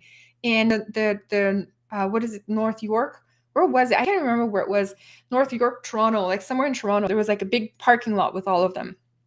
So, I mean, now, I mean, the good news with this UN thing is Trudeau probably didn't have enough people, Canadian police, that wanted to fight. So he had to bring in a couple of these bad boys from a country that wouldn't care about the Canadian citizens. And there are rumors that they were Germans brought in. So this is legitimate questions, guys. We should all be worried about the UN planes being here, about the way the government is behaving, about the military, everything. Yeah, the green outfitters where they put their Quebec, eh? Yeah. And it's weird, like they really look like North Koreans. They really did. The Quebec police looks like North Korean police. This is insane. Yeah, and they have no tail numbers. It's, I don't know. Yeah. All of this, what we've seen in 1 week is I don't know if Canadians realize the level of danger that we are currently in. I don't know if there is that true appreciation yet, because, you know, you go back to your day-to-day life and everything seems okay, but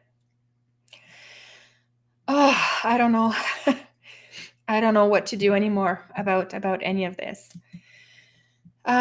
Okay, so we talked about the children too, eh? We talked about the dogs, the children. I can close these tabs off. The night of broken glass that Ottawa's had now. Yeah, Ottawa's, yeah, it's true, eh? The ghetto. See, I don't think they would turn Ottawa into a ghetto the way Warsaw was. They might. There will be ghettos in Canada. They're gonna have, the ghettos are gonna be like the in-between place where you're gonna put people while you're waiting to send them to an actual gulag. But the Ottawa would not become like an actual ghetto because, of course, all the government workers are there. So they would probably do a ghetto in like Scarborough, you know, or somewhere, some other city, you know. They would pick, what's a city that is easily accessible by train, plane, and would have enough of the infrastructure already in place to be able to accommodate that. So I would say like Scarborough, somewhere along Mississauga, somewhere along those way, you know, those places, that would be a city for a ghetto. It'd have to be along the 401 somewhere. Yeah, that's what I would think. One of the major cities, and it probably will have multiple, Thunder Bay. They probably will have multiple ghettos, multiple of those, yeah, the ghettos along the 401. It'll be insane. And then the gulag or concentration camps will pop up. What's actually crazy is that Trudeau found a way with the Emergencies Act to get a working camp without being in a working camp. So you know how the Chinese did this, but also the Soviets, they just grabbed people and are like, all right, we're going to industrialize real quick, boys. Put all these guys in a concentration camp, but it's a work camp. And just start industrializing, you know, like just start working. So it'd be forced labor camps. And Trudeau was able to do forced labor without a camp. So think about that. He doesn't even need camps. He just needs the Emergencies Act. He was able to force people to work. So he did that to the tow truck drivers who were going to go, the initial ones refused. So he was able to find a bunch of ones that he could coerce, and he used the Emergencies Act to force them to work under penalty of imprisonment. So if you don't work for Trudeau when he tells you to, you can go to prison. So he doesn't even need the prison system. He can just threaten them with the prison system to make them work. So he doesn't even need to lock them in the camp to work. They'll work anywhere in Canada where Trudeau says. Like, it's so insane. It's just absolutely insane. So we're in a state now that the government can force you to work. The government can force you to not work, right? So they can actually take away your ability to work by you simply declining to take an injection. So they have their power over your body. Guaranteed they're coming for pensions next. So if you, like, I wouldn't be surprised if they said, if you participated in the protests and you have a pension, then we will claw back, or we will take away a percentage of your pension. Now, this is straight out of the Nazi playbook. They did it to the Jewish people. So the people who were set to have a pension coming up, they saw their pensions greatly, greatly reduced by the state because the Germans just took their pension. They're like, no, you're not getting it. It wouldn't be surprised if that was going to happen here. They're going to claw back the pension and appropriate it to themselves, right? And in Canada, there's a mix of different kinds of pensions. So 50 years ago, there was what we used to call a defined benefit pension. This is where your employer would put money into your retirement fund. And then when you would retire, you would get that amount allocated to you in monthly installments from your employer. That was called the defined benefit pension. And then that became a very costly method of supporting Canadians. So what they started introducing soon after is what they called a defined contribution pension.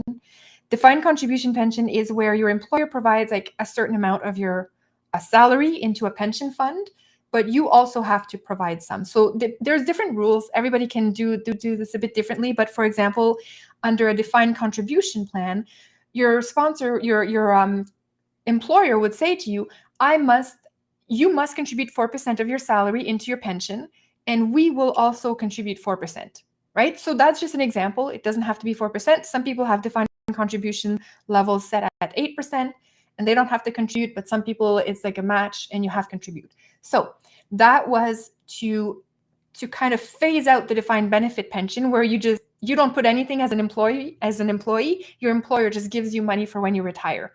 So all these people that retired up until now, till a few years ago, a lot of them retired in Canada with defined benefit.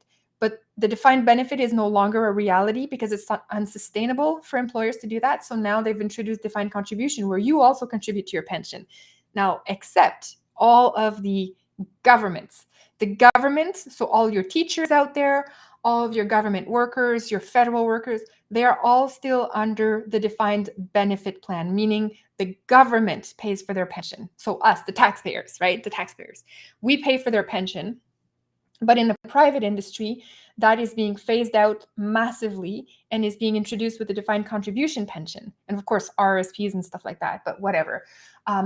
So now in the defined benefit world, if you participated in this, the government owns your pension technically. They own you. They own you if you work for the public sector. So I would believe it that they would claw that back. And in the defined contribution world, which is more of the private businesses who are trying to build your pension fund for you, but with your help, you're contributing to it.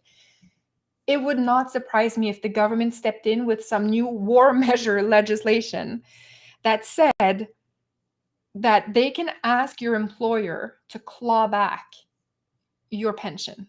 So the pension they would have given you, they can claw it back. It would go back to the employer.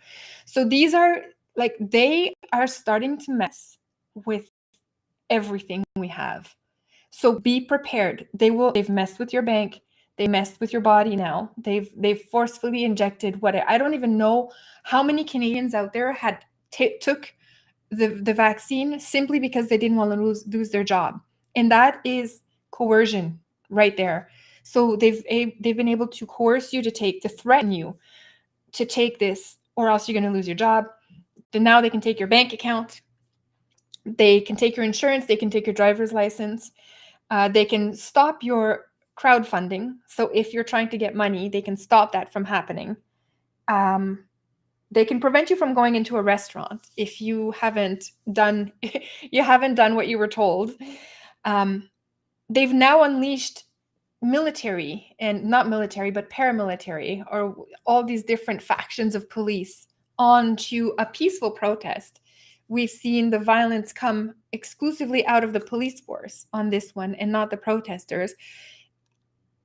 And if you look at any of the footage, I've seen so much footage of the police showing up in front of the protesters, and the protesters are actually saying, don't fight back. They're talking to each other, trying to keep each other calm, saying, just hold the line, don't fight back.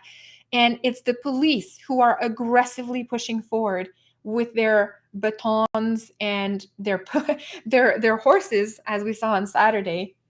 So the state of Canada right now is an epically failed freedom state at this point. And we are going to have to get out of this. So, hi, Mr. Al. Glad you could catch this live stream too. But it's kind of a depressing live stream, Mr. Al, because I don't know how to put any more.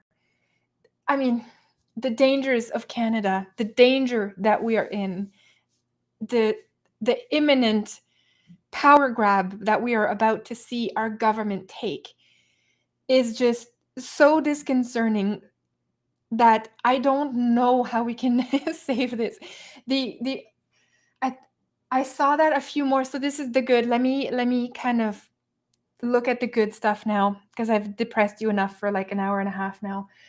But if you look at the good parts that have been happening, first of all, those amazingly brave protesters who held the line in Ottawa on Saturday and Sunday, this Saturday, Sunday, they just kept going despite being, attacked by the media, threatened by their government, being mislabeled as being these violent terrorists, while all along they were very peaceful protesters. They stood there until the very end. So big shout out and kudos to them. Now, what needs to happen now that Ottawa has been cleared, these level of protests need to start popping up everywhere, and they already have. So I'm really, really happy to have seen that. I saw a protest pop up in Calgary. There was Quebec City. So on Saturday, in solidarity with Ottawa, the Quebec started the protest, Quebec City. So that is amazing. Quebec City started a protest. I saw there was one in Vancouver. So there was a huge protest in Vancouver. So Calgary, Vancouver, Quebec City all popped up as additional Convoy, Freedom of Convoy protests. Was there any other? Am I missing any, guys? I'm not sure. I might have missed a few more cities. I'm in the Kitchener-Waterloo region, which is just like an hour from Toronto, and I went to the protest 2 weeks ago, and we checked again this weekend to see if there was a protest, but there was none. There was nothing in our city this weekend. So I'm hoping that those will start popping up, even the smallest of small cities across Canada, because it's really going to be the only way to get this done. And I'm curious to see, like, would they send all local polices to arrest all protesters? Is that what the plan would be under the Emergencies Act? I'm not sure. I'm not sure how they would do that in every city. So I'm thinking this is our way. This is our only way. And again, just like the protesters in Ottawa have taught us, we have to stay peaceful and not aggress, like not give them anything. They'll make it up anyway, so we don't need to give them anything. In terms of violence or aggression, we can just simply hold back, hold the line, and film them, and they will put the aggression forward, and then it's all documented. Everything is documented. So yeah, the Emergencies Act is being voted on today. It was used without a vote. We don't need a vote. But yeah, if it's enacted tonight, good luck to us all. And the act of war, so this is absolutely true, Flagram, but the only thing is I would say that the act of war has already been declared on us. We're already there. The act of war was declared on us via the vaccine mandates. That was when this true act of war started. This is when the government basically declared that they were going to tell you what to do. And that was, you do not have the option to disagree. So that truly was the start of the act of war. This Emergency Act is beefing up their power in the face of this act of war. But it's making it more overt, which I kind of like. I kind of like that they've used this because so many people have called them out on that, including some premiers in some provinces. I think Jason Kenney out in Alberta is not too happy about this Emergency Act. Again, like I said, I don't trust Jason Kenney. I don't trust any of them. All of them are liars. All of them have stood back and watched as Canada was forced to take a vaccine in order to participate in society. None of them have done anything to stop this, so none of them have my respect. But this is just, the wars has been started for a long time now, and I think now we're just at the overt part of the war. I think until now the war was a lot more covert, and now we are overtly entering the violent phase. The violent phase has started, and might I add that it was started by the government.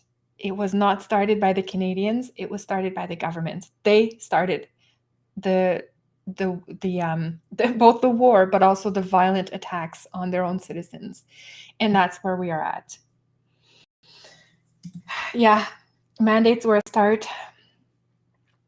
Yeah, the Emergencies Act will give them full power for 30 days. Oh yeah. The NDP and the Liberals are 100% voting on that. 100%. Yeah. And we're going to see now if the Conservatives are truly conservative or if they're going to be voting on that too.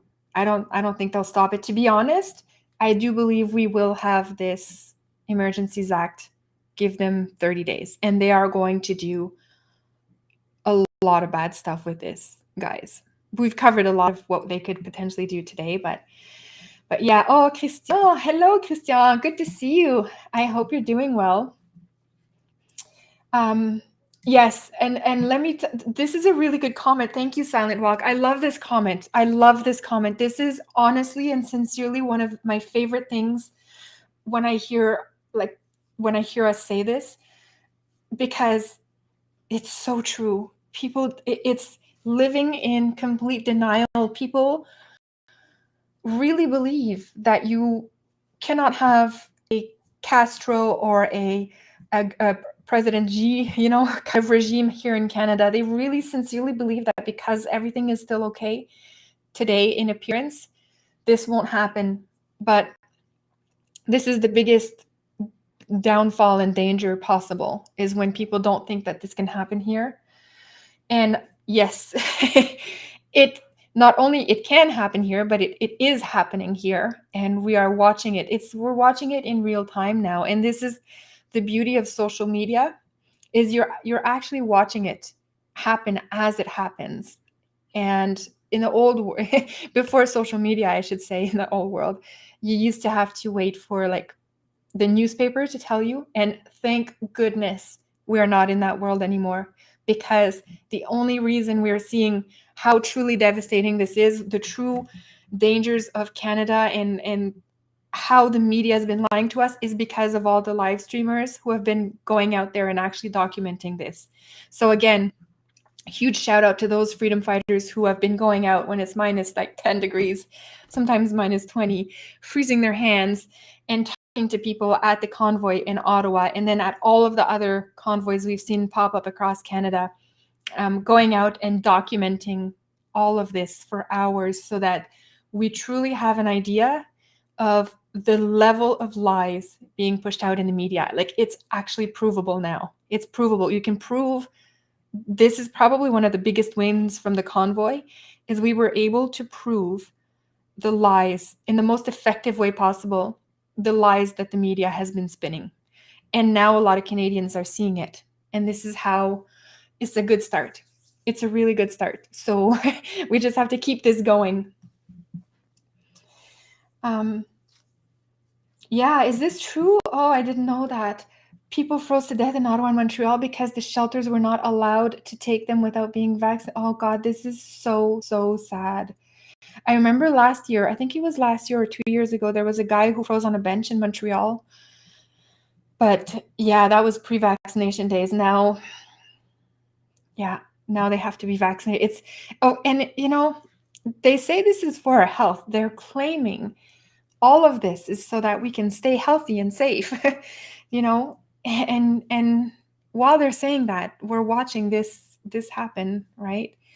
So yeah, this is absolutely horrendous what is happening right now.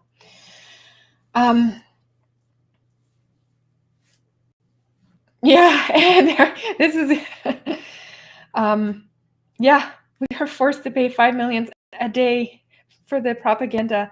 Yeah, we're paying to be lied to on a daily basis. This is absolutely true. And we covered that article earlier where we were both being lied to and being propagandized against in the same article. So anyways, oh yeah, Flag, this is awful. So you lost your family over this. Yeah, nothing left to lose. I will stand with the truckers and veterans against this for everyone's children. That's amazing. Huge shout out. Big hugs to you. This is amazing. And I'm so, so sorry to hear that you've lost your job and your family. A lot of people are in that situation too. I'm in the situation where I've lost my family, and I'm amazed I haven't lost my job yet, not because of any of this, but simply because I've been speaking out on social media for 4 years now. And every day I've been worried. Every time like my boss will say, "Hey, can I talk to you?" I'm like, "Oh God, they found my YouTube." So I'm kind of shocked that I'm still employed. So every day that I'm employed, it's a blessing and a surprise to me, to be quite honest. But I do expect to be in your situation as well, Flag, very soon. And I have been both mentally and financially preparing for that for the last 4 years. So, but my family as well, I've lost family over this. And it's just, yeah, what do you do, right? And one thing I wonder is, assuming this goes we win, assuming the freedom side wins, which I sincerely hope we do. But what is our family relationship going to be anymore, right? I think about this a lot. To all the people who have called me like just an idiot, these are people from my own family, but who called me an idiot for not getting vaccinated, who basically said, you can't come to our house without being vaccinated. Basically treating me like a second class, like diseased citizen or family member. What are we going to do when this all ends, right? What is how do you rebuild this kind of thing where you basically are forced to realize either you scrap them all together as a family member and you just don't ever talk to them again, or you're in a situation where you have to rebuild with them.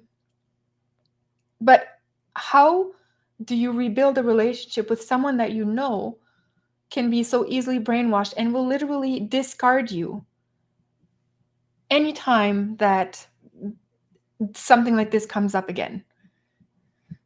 What do you do? I don't even know how this is going to be. I mean, that's going to be a bridge to cross in happier days, I guess, because if we're at that point where we have to rebuild relationships after freedom has been won, then I think we're in a good enough space that we can deal with it. If we lose freedom, by the way, it doesn't matter because all of us are going to lose. So there is no kind of that rebuilding. we're all going to lose. And all of us are going to be turned against each other anyways. Because in a communist state, the globalist state that Trudeau's trying to do in Canada, you're being spied on and you're being mandated to report on your enemies. So parents will be asked to spy on their children. Children will be asked to spy on their parents. You'll be incentivized to snitch on your friend if you hear them say something against the regime. This is the world we're gonna look forward to if freedom is lost. So good luck to you. Good luck to all of us. I mean, God help us if this ever happens to Canada, because we went from being one of the freest countries in the world, the most prosperous, with the most kind people, all living in harmony, all races and all that, to being a globalist tyrant country who it won't matter what you are, what color you are, or what binary and whatever else, which sexual orientation you are, you're all going to be spied upon by each other. I'll be in a gulag, by the way, but you guys who are all out there and somewhat free are all going to be mandated to spy upon each other and report on each other. So I'm telling you, you do not want this. So again, if we can possibly red pill a few more people into joining us via any of this information, all the live streams that these true patriots have gone out to Ottawa to do and live stream everybody, and hours and hours of the protest that we can use now as documentation evidence against our regime, against the tyrant that Trudeau is. I mean, this is what we're going to have to keep doing. We're going to have to keep talking about it. Guaranteed that the internet's the next thing to go. They froze the bank accounts, and soon they're going to froze your social media. So if you are a protester or associated with a protester, you will probably lose access to the internet, or all of your social media accounts will be turned out. So this is why I'm trying to come on here as much as I can to go in and talk about freedom, so long as I still have the ability to do that. So they're going to shut me up eventually, whether it's physically shut me up by imprisoning me or actually taking away my internet. Something's going to happen, but yeah, it's not going to be good. It's not going to be good. So yeah, we all lose. If we lose freedom, we all lose, guys. Big shout out to Faye here. Faye's been always commenting in these chats and always there, and I truly appreciate you being there as well. I think I saw Linda in there. Linda, did I see you? I thought I saw you. It's going by a bit fast, but yes, shout out to Linda as well. Really shout out to all of you guys who keep coming to these streams and putting up with me, and this one is a long stream. I've been talking for almost, I don't even know, I can't even tell how long I've been on. Oh, almost 2 hours. This is definitely a record for me, because normally I do 1 hour streams max, but here is a 2 hour stream today. Still gonna do the stream on Wednesday, but yeah, it's I don't know, so many problem. Oh no. So here, somebody is also saying here that there's a single mom from Chilliwack who has donated $20 to the Freedom Convoy and had her bank account frozen. It's just disgusting, eh? It's just disgusting what they're doing to us. Anyways, yeah, I'm a trooper for doing 2 hours. Is that why? Thanks, Mad Dog. Yeah, it's true. Alex Jones. So this is not the Alex Jones, but it's anyways. Compared to Trudeau, Max looks pretty good. It's true. However, again, I'm very hesitant to trust. Mind you, let me say this, guys. Max Bernier, if this is the Max you're talking about, is literally the only one who's been talking about the globalist agenda consistently from the get-go. So shout out to him for that. But let me just add a big but in there. I don't trust politicians. So I don't care who you are. If you are involved in my life as a politician in any way, I want you to back out. that is essentially how I feel about politics. So, but yeah, I don't, yeah. And so that's why I'm, yes, to Max's credit, he has been speaking out against this, but he's also not in power, right? So I'm curious to see what he would have done had he had been in power, because you can say all sorts of fantastic things when you're trying to get into power, but then once you're in power, it's a whole different ballgame. I mean, Lenin was great at saying all sorts of cool stuff that would happen to Russia. It would be so amazing if they just can do the Marxist revolution, you know? Guys, let's just go for it. And then 80 years of communism later and destruction of a country, Russia's still suffering from their communist past today. And it's been what? How long has it been now, guys? 30 years since the fall of communism? So it's, yeah, you do not vote your way out of communism, guy. We're going to need a bunch of things to happen, including we're going to need our own, what's the power plant? Oh, this is going to bug me. I'm going to have to look for this. Can somebody put it in the chat? I'm going to tell you what it is, and somebody will know, so I don't have to look it up. What was the nuclear explosion that happened in the Ukraine, the socialist state that was Ukraine? Chernobyl. There we go. Okay, we're going to need Canadian Chernobyl to expose how incompetent the government is for this to fall. This is what's going to make it fall. So